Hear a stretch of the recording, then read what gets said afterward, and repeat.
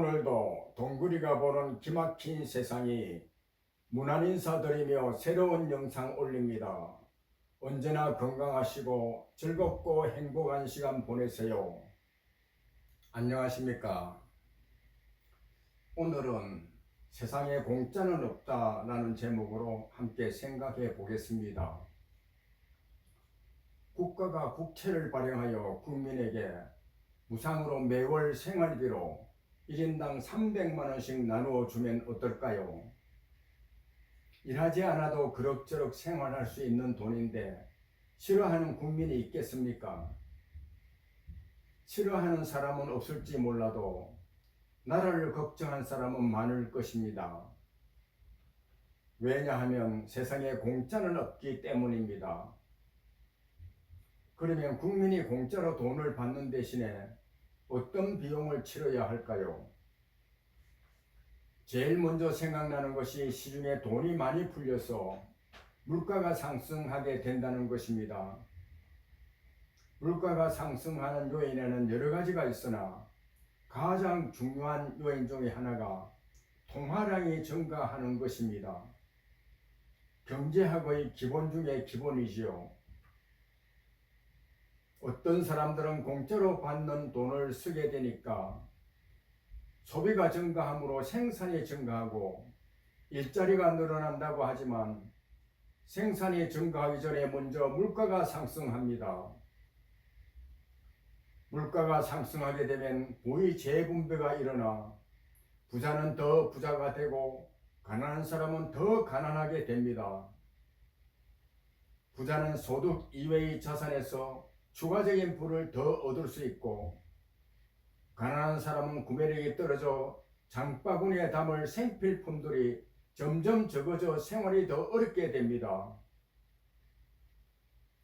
물가 상승률이 5% 정도밖에 안 된다는데도 물가가 올랐다는 이유로 음식값은 10%는 보통이고 20% 이상 올리는 것도 다반사입니다. 내가 자주 가는 삼밥집에 8,000원 하던 밥값이 오늘날 갑자기 10,000원으로 오르더니 몇 달 지나지 않아 다시 12,000원으로 올려받고 있었습니다. 삼밥 한 번 먹는데 물가가 나의 지갑에서 강제로 4,000원을 추가로 빼앗아 가버린 것입니다. 밥값만 오르는 것이 아니라 모든 물건값과 서비스값이 오릅니다. 집값은 어떻습니까? 최근 몇 년 사이에 집값이 엄청나게 많이 뛰었습니다.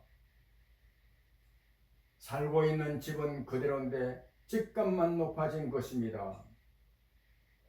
집이 한 채 있는 사람은 기분만 좋을 뿐이지 집이 몇 채 있는 사람은 별 노력 없이 상당한 돈을 벌 수 있습니다. 집값이 오르게 되면 전세, 월세도 따라서 오릅니다. 가난한 사람들은 빚을 내지 않고는 그 집에서 그대로 살 수가 없어 평수가 작은 집으로 이사 가거나 전세, 월세가 산 외곽 지역으로 점점 밀려나게 되는 것입니다. 그러면 어떻게 해야 합니까? 물가가 오르지 않도록 해야 합니다. 물가를 잡기 위해서는 시중에 풀려있는 통화량을 흡수해야 합니다. 그래서 중앙은행은 시중에 풀려있는 돈을 흡수하기 위해 금리를 올리기 시작합니다. 금리가 올라가게 되면 돈이 많은 사람은 가만히 앉아서 많은 돈을 더 벌 수 있지만 빚이 있는 사람들은 갚아야 할 이자가 늘어나게 됩니다. 늘어난 이자를 내기 위해서는 허리띠를 더 졸라매거나 빚을 더 내야 합니다. 이와 같이 물가가 상승하게 되면 가난한 사람들이 겪는 고통은 말할 수 없을 정도로 크게 됩니다. 그리고 국민에게 공짜로 돈을 주기 위해 발행하는 국채의 빚은 누가 갚아야 합니까? 다음 세대를 이끌어갈 젊은이들이 감당해야 합니다.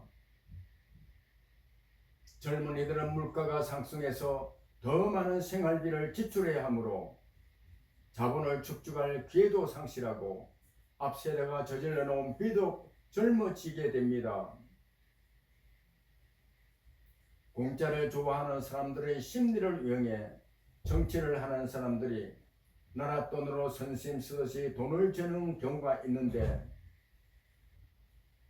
이때 제일 앞장서서 저항해야 할 사람들이 저소득층의 사람들과 아직 사회적으로 자리를 잡지 못하고 있는 청년들과 빚이 있는 사람들입니다. 왜냐하면 생색은 정치인들이 내고 부자들과 그런 대로 살 수 있는 사람들은 공짜로 주는 돈으로 좀 더 즐길 수 있지만, 저소득층의 사람들과 청년들과 빚이 있는 사람들의 몫은 물가 상승으로 인한 고통뿐이기 때문입니다.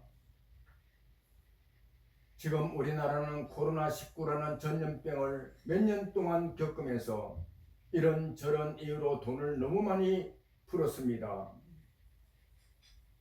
그 결과 물가가 크게 오르고 집값이 폭등했습니다. 이에 따라 한국은행은 물가를 잡기 위해 기준금리를 0.5%에서 3.5%까지 올렸으며 앞으로도 더 올릴 수도 있습니다. 집 없는 가난한 사람들과 청년들과 빚이 있는 사람들에게는 고통이요 절망입니다. 이제는 전 국민에게 공짜로 돈을 주겠다는 말을 무턱대고 반기며 좋아해서는 안 됩니다. 그리고 그런 사람들을 용납해서는 안 됩니다.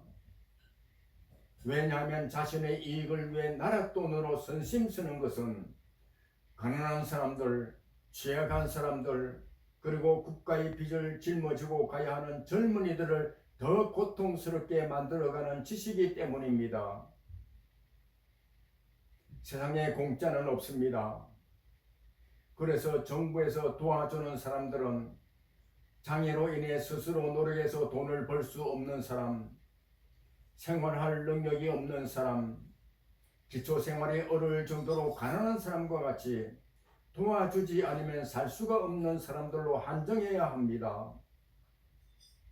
이에 따른 사회적 비용은 더불어 살아가는 나라를 만들기 위해 온 국민이 감당해야 할 몫입니다. 하나님의 말씀에도 가난한 자와 거류민과 같이 스스로 살기 어려운 사람들을 도와주라고 권면하고 있습니다. 너희 땅의 곡물을 벨 때 밤 모퉁이까지 다 베지 말며 떨어진 것을 줍지 말고 그것을 가난한 자와 거류민을 위하여 남겨두라. 나는 너희 하나님 여호와이니라. 감사합니다.